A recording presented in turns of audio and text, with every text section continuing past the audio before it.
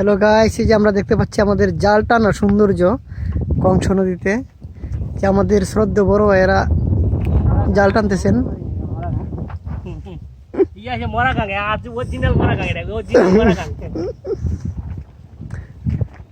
এই যে শুরু হতে যাচ্ছে জাল টানা। এর পাশে আছে বিশাল এক মাঠ, বিস্তৃত সবুজের সমারোহ। পাশে আছে পেয়ারা বাগান। এই যে পেয়ারা বাগান দেখতে পাচ্ছি।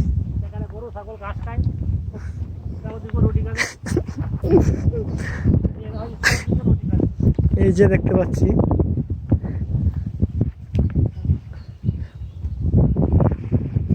এই যে জাল টানা শুরু হচ্ছে।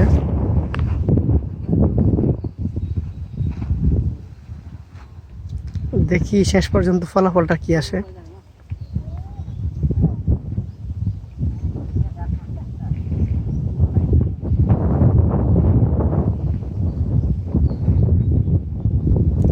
এই জাল টানতে 3 জন লোক লাগে কমপক্ষে, 2 জনে তো সম্ভবই না।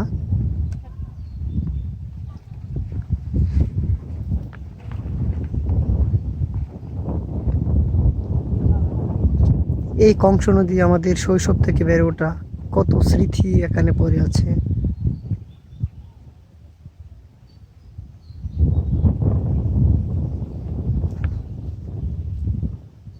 কি ভাই, মাছ আছে?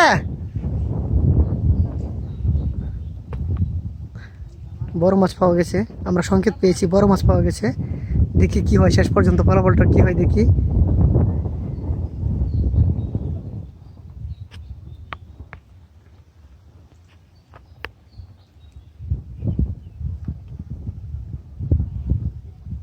এক প্রান্ত থেকে অপর প্রান্তে গিয়েছে মাছ ধরার জন্য জাল টানতে টানতে। ওই যে শেষের দিকে জালের এক কোণই জমা হচ্ছে মাছগুলো, তারা জমা করতেছে,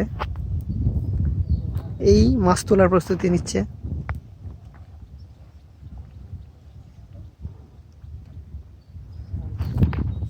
এই যে ওনারা আবার আসতেছেন মাছ ধরে, তারপর আসতেছেন আবার এই কিনারা, এই পারে আসতেছেন, রশি ধরে ধরে টানতেছেন। নৌকা আস্তে আস্তে আসতেছে এদিকে।